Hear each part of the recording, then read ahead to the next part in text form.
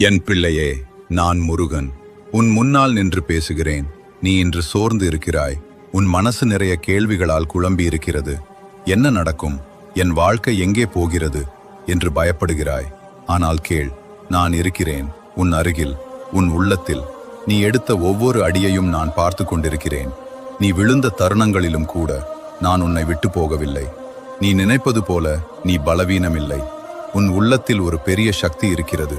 அது இன்னும் சில நாட்களில் உன் வாழ்க்கையில் ஒரு நல்ல மாற்றம் வரும். நீ காத்திருந்த பதில் உன்னிடம் வந்து சேரும். நீ இப்போது துன்பப்படுவது உன்னை உடைக்க அல்ல, உன்னை உருவாக்கத்தான்.